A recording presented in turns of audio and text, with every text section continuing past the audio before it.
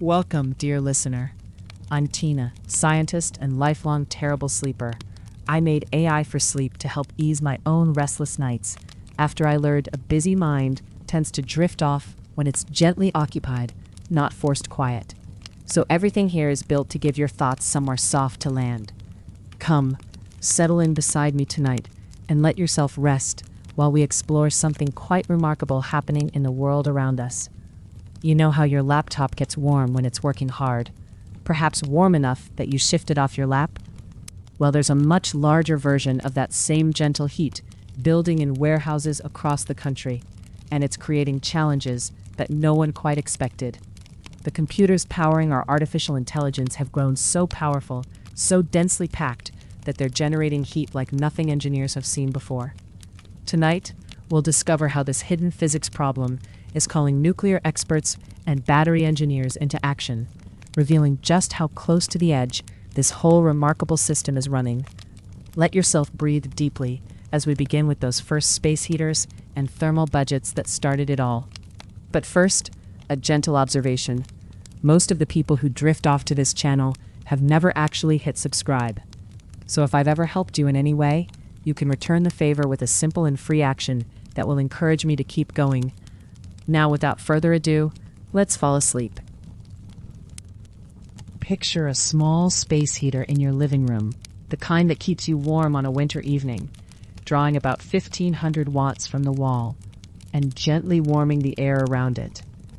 Now imagine trying to fit 40 of those heaters into a single refrigerator-sized cabinet, all running at full blast, and you're starting to understand the thermal challenge that broke traditional data center cooling.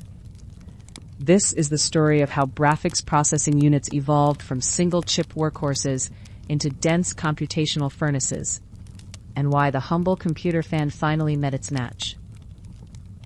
To understand where we are today, we need to start with a fundamental concept called thermal design power, or TDP, which is essentially the maximum heat a chip will generate under realistic working conditions. Think of TDP as the chip's heat budget, much like how a wood-burning stove has a BTU rating that tells you how much heat it will pump into your room when it's working hard. For decades, individual processors lived comfortably within modest thermal envelopes, typically consuming somewhere between 50 and 200 watts. A single CPU might draw as much power as a couple of bright incandescent bulbs, generating a manageable amount of heat that could be whisked away with a simple aluminum heatsink and a spinning fan, just like the cooling system in your laptop or desktop computer.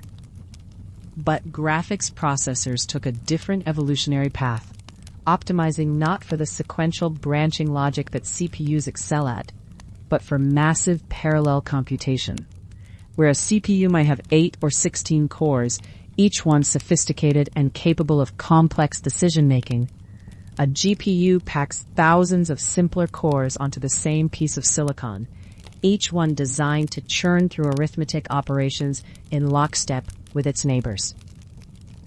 This architectural difference created an immediate thermal challenge, because parallel computation scales power consumption almost linearly. It's like the difference between having a few master chefs in a kitchen, each one thoughtfully preparing a complex dish, versus having hundreds of line cooks all chopping vegetables simultaneously. The total energy consumption, and therefore heat generation, grows dramatically with the number of workers. Modern high-end GPUs routinely consume between 300 and 600 watts each, with some specialized training accelerators pushing past 1,000 watts. To put this in perspective, a single AI training card now generates as much heat as a small microwave oven running continuously. And data centers are mounting dozens of these cards in close proximity within the same rack. This brings us to the concept of power density, which measures how much heat we're trying to dissipate from a given volume of space. Traditional server racks, those tall black cabinets you see in data centers, were designed around an assumption of roughly 5 to 10 kilowatts per rack. Think of this like the heating capacity of a large room, where you can maintain a comfortable temperature with conventional air circulation. But GPU-dense racks shattered this assumption, pushing power densities up to 50, 70, even 100 kilowatts per rack. Suddenly, engineers found themselves trying to cool the equivalent of a small apartment's worth of electric heating, all concentrated into a space the size of a large refrigerator. Air cooling works on a beautifully simple principle, much like how a river carries away fallen leaves. Moving air absorbs heat from hot surfaces and carries that thermal energy away to be dissipated elsewhere. The effectiveness of this process depends on three key factors: the temperature difference between the hot surface and the cooling air, the speed of the airflow, and the total volume of air you can move past the hot components. For moderate heat loads, air cooling is elegant and reliable, requiring nothing more than fans, heat sinks, and carefully designed airflow paths through the equipment. Data centers built entire infrastructures around this approach, with raised floors to supply cool air and ceiling plenums to extract the heated exhaust, creating rivers of air that flowed predictably through rows of servers. But air has fundamental limitations as a cooling medium, particularly its relatively low heat capacity and thermal conductivity. Air can only absorb so much thermal energy per unit volume before it becomes too hot to provide effective cooling. It's like trying to carry water with a sieve, where each molecule of air can only pick up a small amount of heat before it needs to be replaced with fresh, cool air. As power densities climbed, data center operators found themselves in an escalating arms race with physics. They installed more powerful fans, increased air conditioning capacity, and optimized airflow patterns, but eventually hit a wall where the volume of air required became impractical. Some high-density installations needed air moving so fast that the acoustic noise became unbearable, like standing next to a jet engine. The breaking point often came not from average power consumption, but from peak thermal loads during intensive computational workloads. Machine learning training, cryptocurrency mining, and high-performance computing applications could drive GPUs to their thermal limits for hours or days at a time, creating sustained heat output that overwhelmed even carefully designed air cooling systems. Liquid cooling emerged as the inevitable solution, leveraging water's superior thermal properties. Water can absorb roughly 4 times more heat per unit volume than air, and it can be pumped through small channels directly to the heat source, much like how your car's radiator system carries engine heat away through coolant lines rather than trying to blow air directly over the engine block. The transition from air to liquid cooling represents more than just a technical upgrade. It's a fundamental shift in data center architecture. Liquid cooling systems require pumps, heat exchangers, leak detection, and entirely different maintenance procedures. But for the highest density GPU clusters, this complexity became not just worthwhile, but absolutely necessary to prevent thermal throttling that would cripple computational performance. Today's most advanced AI training clusters operate with liquid cooling as a core assumption, not an afterthought. The thermal challenges that seemed exotic just a few years ago have become routine engineering problems, solved with increasingly sophisticated cooling systems that can handle power densities that would have been unimaginable in the era of traditional server farms. Understanding this thermal evolution helps explain many of the architectural decisions in modern high-performance computing. When you hear about custom-designed AI chips, specialized cooling systems, or the enormous infrastructure investments required for large-scale machine learning, much of that complexity traces back to the fundamental challenge of moving heat away from increasingly powerful processors packed into increasingly dense configurations. The story of cooling in GPU clusters is ultimately a story about the relentless march of computational density and how thermal physics provides hard constraints that even the most advanced semiconductor technology cannot ignore. Every additional transistor, every boost in clock speed, every optimization for parallel throughput generates heat that must go somewhere, and the solutions to that heat problem shape the entire landscape of modern computing infrastructure. You've just heard how those individual computer chips grew from modest 50-watt processors into dense computational furnaces, each one generating as much heat as 40 space heaters packed into a refrigerator-sized space. It's quite something to picture, isn't it? How the humble computer fan simply couldn't keep up anymore. Let yourself take a moment with that image and know that you don't need to remember every detail about thermal design power. The important thing is simply this: the heat became too much for traditional cooling. Now let's see how this challenge grew even larger as these powerful chips multiplied into massive warehouse facilities, and why two nuclear engineers decided they might have part of the answer. Picture a massive warehouse filled with the constant roar of industrial fans, their blades spinning frantically to keep rows upon rows of computer servers from overheating, and you're looking at the hidden backbone of our AI revolution. As artificial intelligence reshapes our world, data centers are expanding at a breathtaking pace, with projections showing they could account for 3 to 8% of total electricity consumption in the United States by 2030. What's particularly striking is that roughly a third of all that power isn't even going toward the actual computing. It's just keeping those chips cool enough to function. This cooling challenge has caught the attention of two engineers who spent years thinking about heat in an entirely different context: nuclear reactors, where managing thermal energy can mean the difference between clean power generation and catastrophe. Reza Azizian, a former MIT postdoc in nuclear engineering, and Matteo Bucci, an MIT professor in nuclear science, founded a startup called Fervoret to bring their reactor expertise into the world of data centers. Their insight was beautifully simple. If you can safely move heat away from uranium fuel rods, you can certainly do the same for silicon chips. Think of traditional air cooling like trying to dry your hair by waving a piece of paper at it. Technically it works, but it's hardly efficient. Fervoret's approach submerges entire servers in a specialized liquid that can absorb heat far more effectively than air ever could. But here's where their nuclear background really shines. They've developed what they call adaptive phase cooling, which creates tiny bubbles at the chip surface that detach frequently and rapidly, like champagne bubbles rising through liquid, except each bubble carries away precious heat energy. The magic happens in those microscopic bubbles, which behave quite differently from what you'd see in other liquid cooling systems.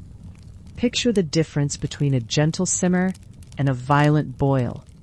Fervoret's system produces much smaller, more frequent bubbles that detach quickly and recondense in the surrounding liquid, accelerating the entire heat transfer cycle.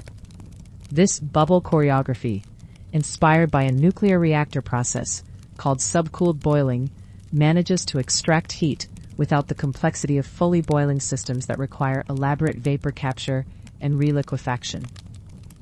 The results speak for themselves in hard numbers that matter to data center operators. In collaboration with UCLA's Computer Science Department, Fervoret demonstrated a 15% improvement in computational power efficiency compared to existing state-of-the-art liquid cooling solutions. When combined with their power optimization software, the system enables data centers to extract 35% more tokens, those fundamental units of AI processing, from the same electrical input, like getting significantly more miles per gallon from your car without changing anything else. Azizian's journey from nuclear engineering to data center cooling began with a moment of professional insight when he recognized the opportunity to apply decades of nuclear heat transfer research to data center infrastructure. Having observed the thermal challenges emerging in high-performance computing environments, particularly around GPU-intensive workloads at companies like NVIDIA, He saw how the AI boom was pushing chip designs to their thermal limits. The timing couldn't have been better, as traditional cooling approaches were reaching their practical boundaries just as computational densities were exploding.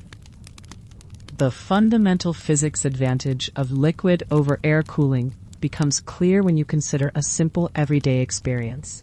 Stepping into room temperature water feels cold even when the air around it is the same temperature.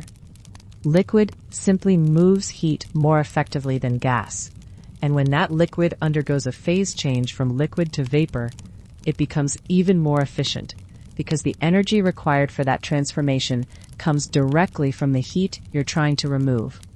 It's like having a heat-hungry process that devours thermal energy as it works. Traditional immersion cooling systems, while effective, often resemble large industrial tanks where entire servers get submerged like equipment in a chemical bath. Ferveret took a different approach, designing modular boxes that house individual servers, making their system much easier to integrate into existing data center infrastructure. Think of it as the difference between renovating your entire kitchen versus simply swapping out individual appliances. The modular approach lets data center operators adopt the technology incrementally without massive infrastructure overhauls. The system goes beyond just the cooling liquid itself, Incorporating a full stack of hardware and software that includes the cooling box, mounting racks, distribution units, and an array of sensors monitoring temperature and pressure in real time. Like a sophisticated climate control system for your home that learns your preferences and adjusts automatically, Ferveret's software continuously optimizes operating conditions within each box to minimize energy consumption while maximizing computational output. One of the most intriguing advantages of this approach extends far beyond energy efficiency into geographic flexibility, since the system requires no water whatsoever for operation. Picture the vast solar farms sprawling across desert regions where sunshine is abundant but water is scarce. Traditionally, you couldn't build data centers in such locations because conventional cooling systems demand enormous quantities of water. Ferveret's technology opens up entirely new possibilities for locating data centers where renewable energy is plentiful but traditional cooling resources are unavailable. This geographic freedom could reshape the entire data center landscape, enabling facilities in regions like parts of Africa, the Middle East, and water-stressed areas of America where solar energy potential far exceeds water availability. It's like suddenly being able to build factories in locations that were previously off-limits due to resource constraints, fundamentally expanding the possible footprint of our digital infrastructure, while aligning it more closely with renewable energy sources. The company is already moving beyond proof of concept, testing their systems with significant players including CleanSpark, Furiosa AI, and Switch, one of the largest data center operators in the United States. They're also part of NVIDIA's Inception program for startups, positioning them well for the expanded partnerships they plan to announce later this year. As the computing industry faces mounting pressure around both power consumption and water usage, Ferveret's nuclear-inspired approach offers a path toward more sustainable AI infrastructure, helping the revolution in artificial intelligence continue without further straining our planet's resources. I'm curious how this one sits with you. Does the idea of where all of this is heading comfort you or quietly unsettle you? Tell me in the comments. I read them on my own sleepless nights. You've just learned about those massive warehouses filled with the constant roar of industrial fans, and how a third of all their electricity goes not to computing, but simply to keeping cool. Two engineers from the nuclear world saw something familiar in this challenge and founded a company called Ferveret to help. Let that settle with you for a moment. The idea that nuclear reactor expertise might help cool our artificial intelligence systems. You don't need to hold on to every technical detail. Just rest with the knowledge that this heat problem grew large enough to need entirely new approaches. Now we'll explore what happens when you scale up the electrical systems themselves, and why losing power means so much more than just restarting a movie. Picture the electrical panel in your basement, with its neat rows of circuit breakers feeding different parts of your house. And now imagine scaling that up by a factor of 10,000. That's essentially what we're dealing with when we talk about data center power infrastructure. Though the stakes are considerably higher than a blown fuse interrupting your Netflix stream. When you're running thousands of GPUs training the next generation of language models, a power hiccup doesn't just mean restarting a movie. It means losing days of computational work and potentially millions of dollars in wasted electricity and time. The journey of electricity through a data center begins much like water flowing through a carefully engineered irrigation system, with multiple stages of transformation and distribution. Power arrives from the electrical grid at high voltage, typically anywhere from 13,800 to 138,000 volts, which is far too dangerous and impractical for the delicate electronics inside our servers. Just as a river needs dams and channels to become useful irrigation water, this raw electrical power needs to be stepped down, conditioned, and carefully distributed through multiple layers of infrastructure before it can safely power a single GPU. The first major component in this electrical journey is the uninterruptible power supply, or UPS, which you can think of as a massive, industrial-scale version of the battery backup you might have for your home computer. But calling a data center UPS a big battery is like calling a Formula One race car a fast bicycle. It's technically true, but misses the sophisticated engineering involved. These systems contain rooms full of batteries, power conditioning equipment, and switching gear that can seamlessly take over electrical supply in milliseconds when the grid power falters. The UPS serves two critical functions that become clear when you think of it as both a shock absorber and a bridge. Like the shock absorbers in your car that smooth out road bumps before they reach the passenger compartment. The UPS constantly conditions incoming power, filtering out voltage spikes, frequency variations, and other electrical noise that could damage sensitive computing equipment. Simultaneously, it acts as a bridge, maintaining continuous power flow during the brief moments when backup generators are starting up, ensuring that the computational work never stops, even when the outside world's electrical supply becomes unreliable. Once power flows through the UPS systems, it encounters the next layer of distribution infrastructure, the power distribution units, or PDUs. Think of PDUs as the sophisticated cousins of the power strips you use at your desk, but engineered for an environment where every amp of current is monitored, measured, and managed. These units take the conditioned power from the UPS and break it down into smaller, more manageable chunks that can be safely delivered to individual server racks.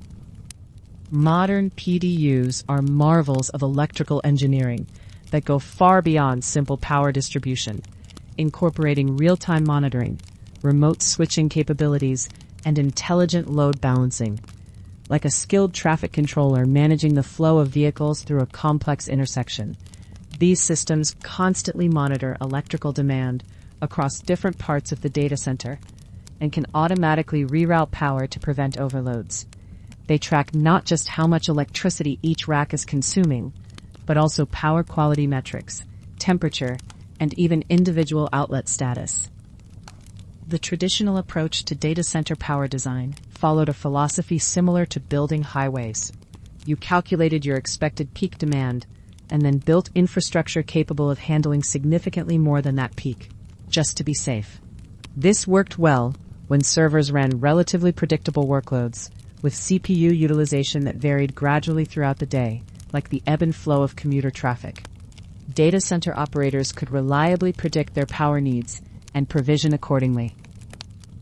But the rise of GPU-intensive machine learning workloads has fundamentally changed this electrical landscape, creating power demand patterns that look less like smooth highway traffic and more like the sudden, intense bursts of a geyser. When a large language model training job spins up across hundreds or thousands of GPUs, the power draw can spike from near idle to maximum capacity in seconds. These aren't gradual increases, that electrical systems can adapt to. There's sharp, dramatic jumps that can stress every component in the power delivery chain. Consider what happens when a distributed training job suddenly scales from a few dozen GPUs to several hundred.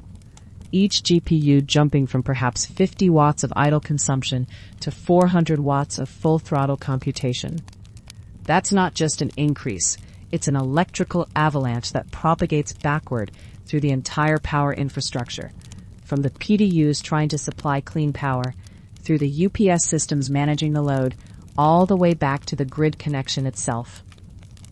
These bursty workloads create a fundamental mismatch between the electrical grid's preference for steady, predictable demand and the modern data center's need for rapid power scaling.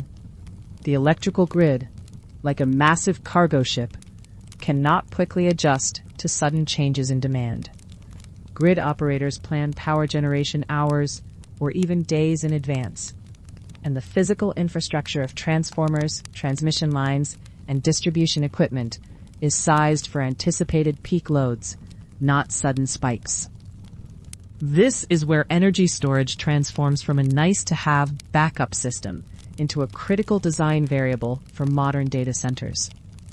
Rather than sizing your grid connection to handle the absolute worst-case scenario of every GPU running at maximum capacity simultaneously, you can use battery storage as a buffer, like a surge tank in a water system that absorbs sudden increases in demand without requiring larger pipes throughout the entire network. Battery systems in this context serve a dual role, providing both the traditional backup power function during outages and this newer load smoothing capability during normal operations. When training workloads suddenly spike, the batteries can instantly provide additional power, while the grid connection continues supplying its steady baseline amount. When the computational demand drops, excess grid power can recharge the batteries, preparing for the next spike. This approach fundamentally changes how data center operators think about power provisioning and cost optimization. Instead of paying for a grid connection sized for peak theoretical demand that might only occur occasionally, they can provision for average demand plus some margin, using energy storage to handle the peaks. It's similar to how ride-sharing services use surge pricing and driver incentives to manage demand spikes, rather than keeping enough drivers on the road at all times to handle New Year's Eve demand. The implications extend beyond just cost savings into the realm of grid stability and renewable energy integration. When data centers can buffer their own demand spikes rather than passing them directly to the electrical grid, they become better citizens of the broader electrical ecosystem. They can even participate in grid services, potentially providing energy back to the grid during peak demand periods or absorbing excess renewable energy when solar and wind generation exceeds immediate demand. Understanding this power infrastructure foundation, from the basic flow through UPS and PDU systems to the emerging role of energy storage as a design variable, provides the context for appreciating how modern data centers are evolving. They're becoming not just consumers of electricity, but active participants in energy management, using sophisticated storage systems to bridge the gap between the grid's steady-state preferences and the bursty, unpredictable demands of cutting-edge computational workloads. Someone else is awake right now, listening to this very moment with you. If that's you, leave a word below so the rest of us know we're not alone at this hour. You've just heard about those electrical panels scaled up by 10,000 and how a power hiccup in these facilities means losing days of work and millions of dollars, not just an interrupted Netflix stream. The electricity flows like water through carefully engineered channels, stepping down from dangerous high voltages to something the delicate computers can use safely. Let yourself breathe with that image and know that the complexity is quite remarkable. But you needn't worry about remembering each voltage level. The heart of it is this: the power systems had to become as sophisticated as the cooling systems. Now let's see how these facilities evolved into something entirely new, what engineers started calling AI factories.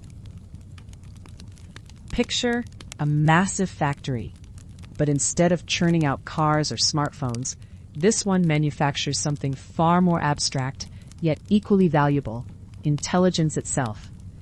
AI factories represent a fundamental shift from traditional data centers, operating more like industrial production facilities where the raw materials are data and compute power, and the finished product is trained neural networks and AI inferences. These facilities face a unique challenge. Their electrical demands shift rapidly and dramatically as training runs start and stop. Inference loads spike and valley, and massive computational clusters come online or go idle. Unlike the steady, predictable hum of traditional data centers, AI factories create power demands that behave more like a symphony, with sudden crescendos and quiet passages, sometimes changing within seconds. This creates what engineers call a control, quality, and interconnection problem, rather than simply a capacity problem, where the challenge isn't just having enough power available, but managing how that power flows, stabilizes, and integrates with the broader electrical grid. Enter battery energy storage systems, or BESS, which are becoming as essential to AI factories as surge tanks are to water treatment plants. Just as a surge tank smooths out pressure fluctuations in a water system, BESS acts as an electrical buffer that can absorb excess power during low-demand periods and inject stored energy back into the system when computational loads suddenly spike. But unlike a simple backup battery, these systems are sophisticated, grid-interactive platforms that actively shape how power flows through the entire facility. A properly designed BESS combines battery cells with power conversion systems, advanced monitoring equipment, and dynamic control algorithms that work together like the components of a high-end audio system. The batteries provide the storage capacity, much like speakers provide the sound output, while the power conversion systems act like sophisticated amplifiers, shaping and conditioning the electrical signals in real time. The control systems serve as the mixing board, constantly adjusting how power is absorbed, stored, and delivered based on changing conditions. These systems offer AI factories several critical capabilities, from buffering rapid load changes to improving power quality, supporting low-voltage ride-through events, and coordinating seamlessly with on-site generation sources like natural gas engines, fuel cells, and solar panels.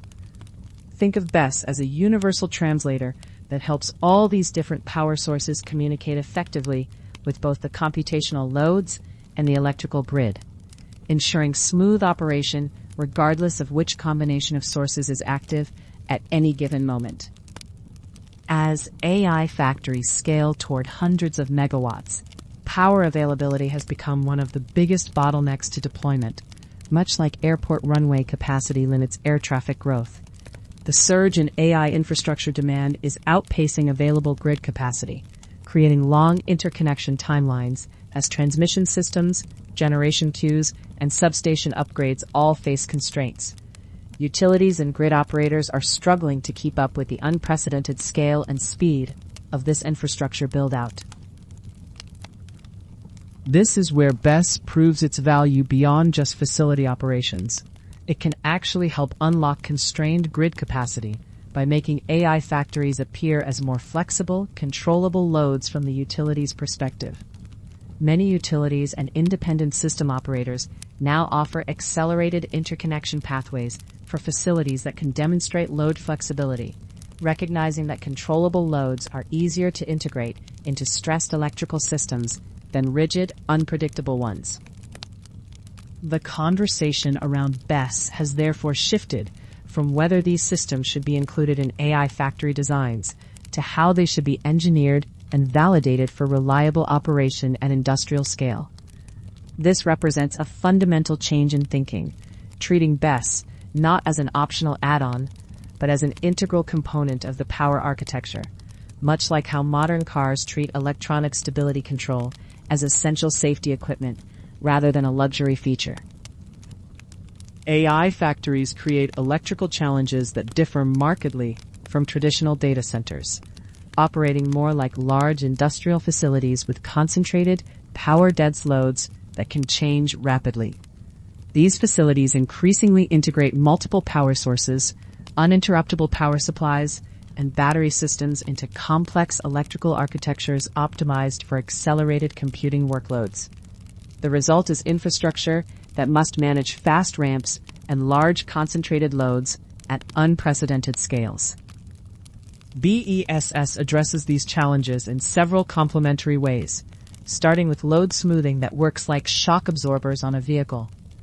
While the AI industry continues developing techniques to reduce power fluctuations at the source through GPU-level and rack-level controls, BESS provides facility-scale buffering that catches any residual transients before they reach upstream systems.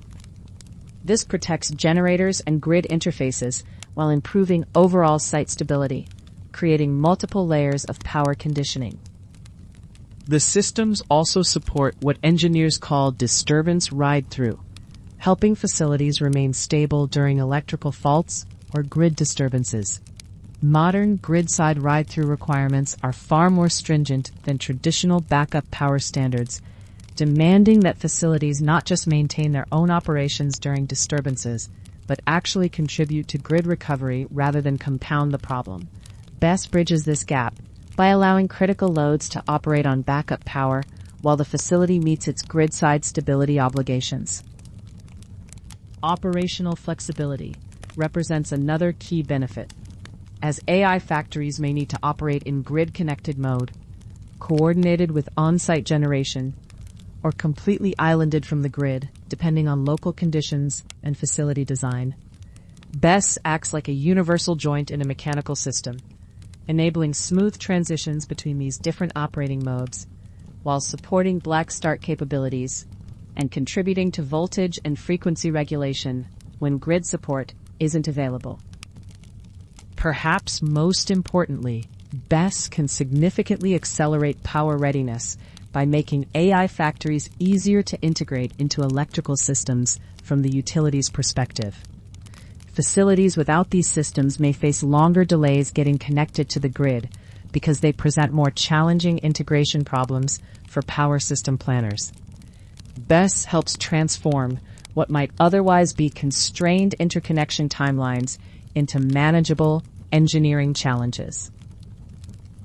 Designing BESS for AI factories involves far more complexity than simply sizing battery capacity, requiring an integrated approach where the system functions as a grid interactive control platform, like designing a high-performance racing car where engine, transmission, suspension, and aerodynamics must work together seamlessly. BESS design requires careful coordination between battery cells, power conversion systems, control algorithms, monitoring equipment, fault response logic, and energy management strategies.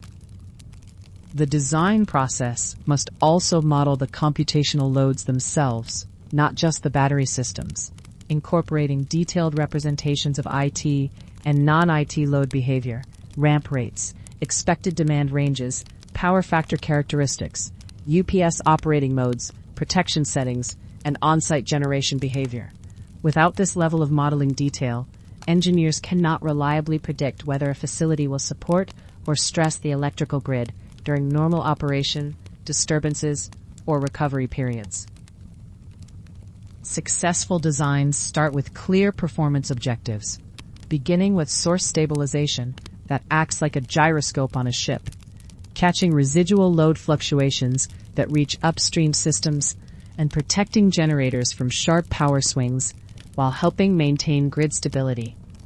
As rack-level power smoothing continues to improve, BESS provides the facility-scale backup that ensures any remaining transients don't propagate beyond the site boundary. Grid adaptive operation represents another critical design objective, requiring BESS to support multiple facility configurations, grid-connected, generator-coordinated, and islanded modes, while handling transitions between them with stable control behavior. The system must maintain consistent performance characteristics, regardless of which configuration is active, much like how a good automatic transmission shifts smoothly between gears without the driver noticing the transitions. Current limiting behavior requires careful engineering attention, as most inverters include current limits mandated by codes and standards, but the specific limits and behavior under those conditions must be explicitly defined during the design process. Operators need predictable active and reactive power behavior, transparent priority rules when limits are reached, and stable recovery characteristics once limiting events pass, ensuring the system behaves predictably under stress. Vast telemetry and real-time analytics form the nervous system of any effective BESS design, providing the data foundation that enables dynamic response capabilities. Core signals including voltage, current, active power, reactive power, frequency, state of charge, alarms, and operational limits must be available in real time with sufficient time alignment for both operational control and post-event diagnostics, creating the visibility needed for intelligent system response. Energy headroom management presents a complex balancing act, as AI factories may simultaneously ask BESS to handle transient stabilization, maintain reserves for ride-through events, and participate in demand response or generator coordination programs. These missions can compete with each other for available battery capacity, requiring explicit priorities and clear strategies to prevent uncontrolled state of charge drift that could compromise system availability when it's needed most. Validation transforms engineering designs from theoretical concepts into credible, deployable systems. And the scale of investment in AI factories makes rigorous validation even more critical than usual. The challenge is that AI factories represent a genuinely new class of infrastructure that existing standards weren't specifically designed to address, creating a gap between available testing frameworks and the actual requirements these facilities must meet in production. NVIDIA has developed BESS self-qualification guidelines to address this gap, providing vendors with a structured framework to demonstrate product capabilities against AI factory-specific requirements, while giving data center developers a reliable basis for technology adoption. This approach treats BESS as an integrated system-level component rather than a standalone battery asset, aligning with the broader trend toward comprehensive power architecture integration. The qualification framework addresses emerging regulatory and reliability requirements by focusing on dynamic stability, energy buffering, and the telemetry and control architectures that make facility behavior observable and predictable to grid operators. Like a pilot's license that demonstrates competency across a range of flight conditions, the qualification process validates whether BESS can reliably support AI load buffering, demand response, and ride-through functions across different operating configurations. Comprehensive validation should include as-built model verification, functional testing of operating modes, full load and no-load test evidence where practical, monitoring system checks, protection and control setting verification, and coordination with utilities, system operators, and nearby generation facilities. This evidence combines both hardware test data and model-based analysis, recognizing that some edge cases cannot be tested directly in every environment, but must still be validated through simulation.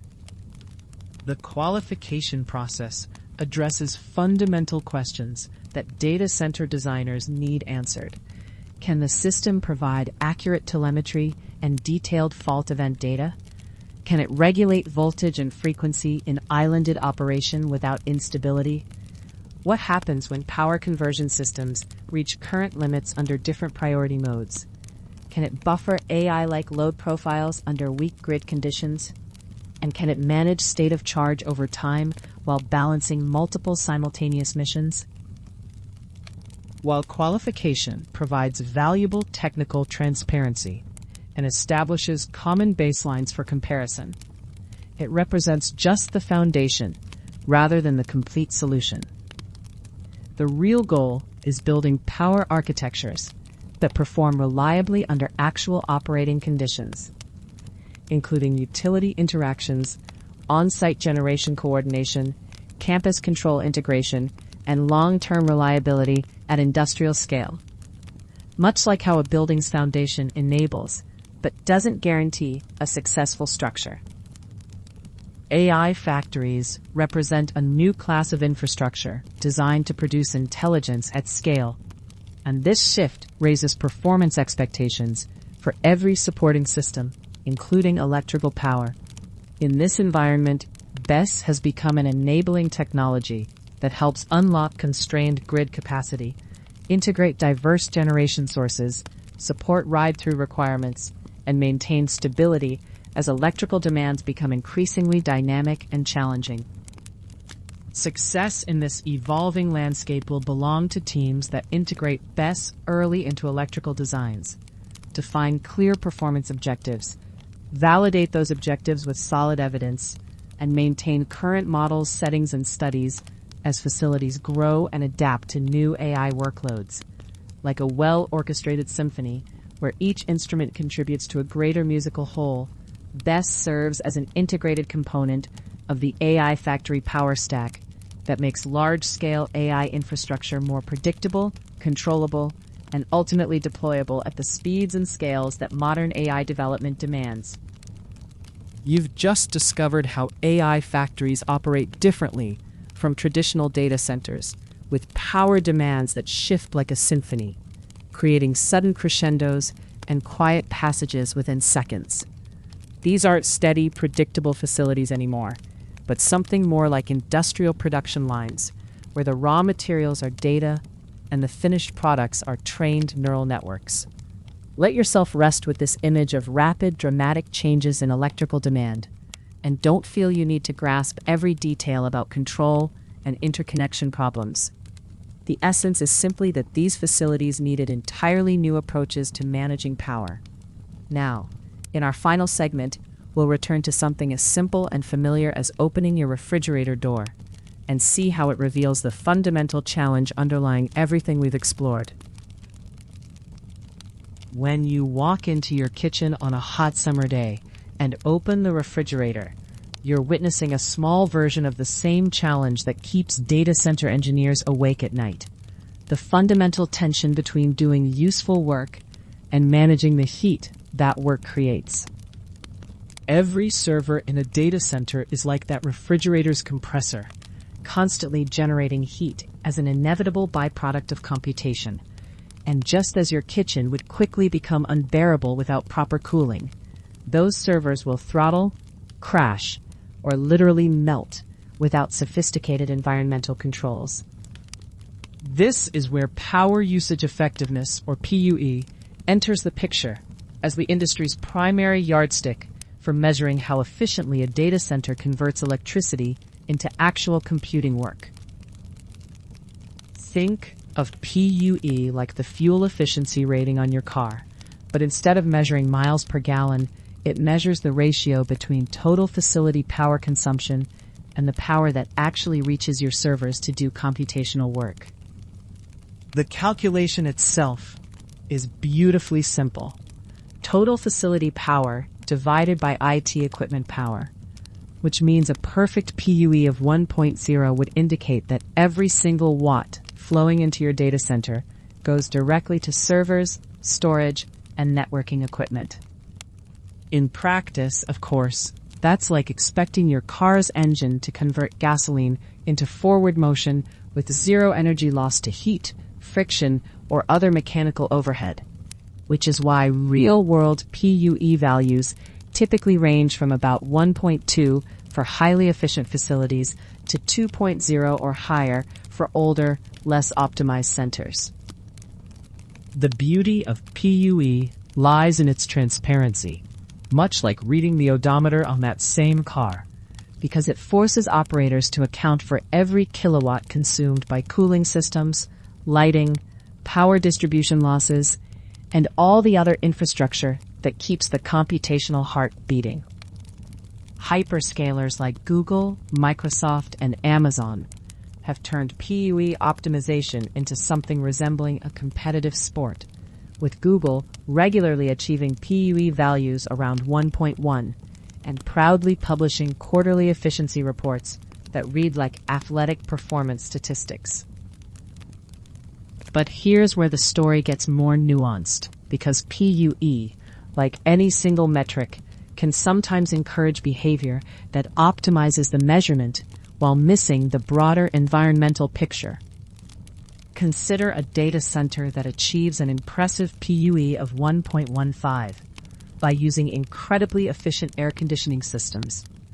But those systems rely on a power grid that's 80% coal-fired, versus a facility with a PUE of 1.3 that runs entirely on renewable energy.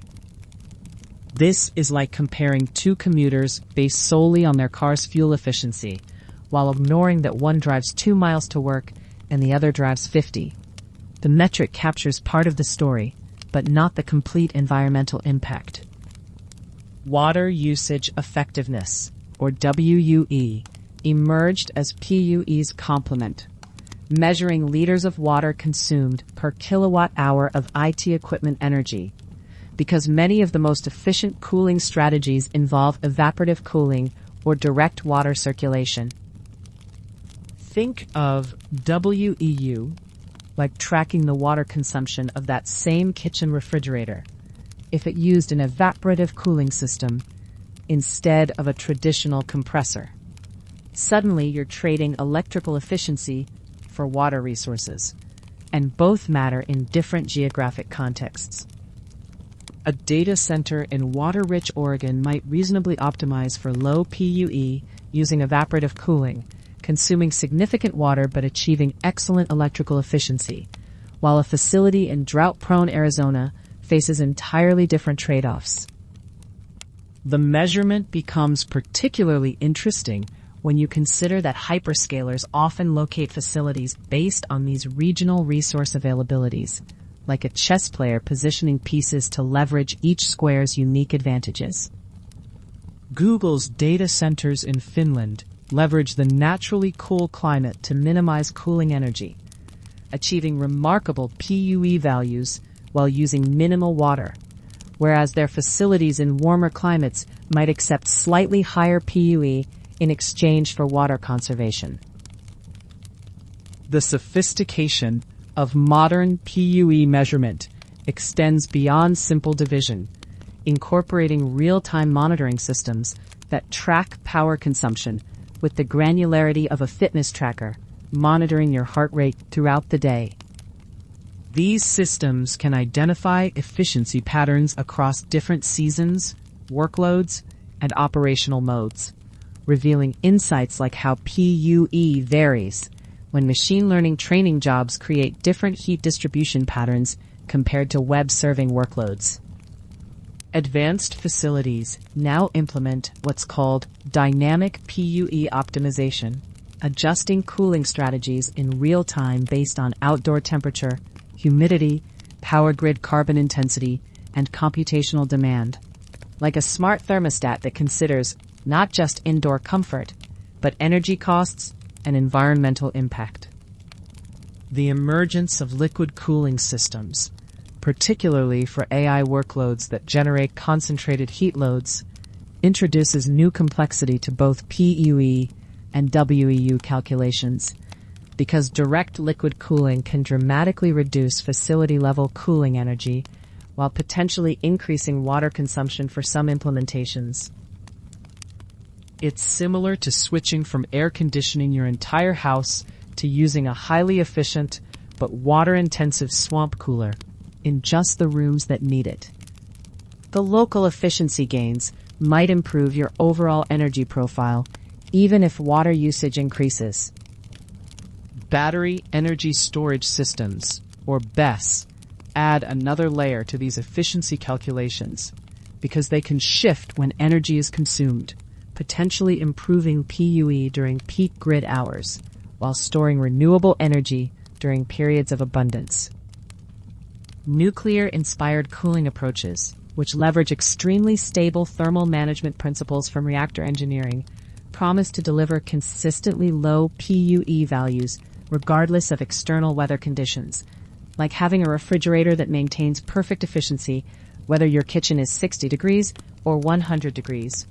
These systems use controlled phase change processes similar to subcooled boiling in nuclear reactors, creating reliable heat transfer that doesn't depend on ambient conditions. The future of data center efficiency measurement will likely expand beyond PUE and WEE to include carbon intensity metrics, embodied energy and construction materials, and life cycle environmental impact, creating a more holistic view of sustainability that resembles a detailed environmental audit rather than a simple efficiency score. Understanding these metrics provides the foundation for evaluating whether emerging technologies actually move the sustainability needle or simply shift environmental costs from one category to another, ensuring that innovation serves genuine efficiency rather than just measurement optimization. Tonight, you've journeyed from those first space heaters packed into refrigerator-sized cabinets, through massive warehouses filled with industrial fans, past electrical systems scaled beyond anything we've seen before, and into AI factories that behave like symphonies of power demand. You've discovered how nuclear engineers and battery specialists are being called in to solve challenges that traditional computer cooling simply couldn't handle. The physics of artificial intelligence, it turns out, may indeed be stranger and more demanding than its mathematics. As you drift towards sleep now, let yourself release any need to remember the technical details and simply rest with this knowledge. Remarkable minds are working to solve these hidden challenges, ensuring that the heat and power demands don't limit the beneficial intelligence being created. Sleep well, knowing that even the most complex problems are being tended to with care and ingenuity.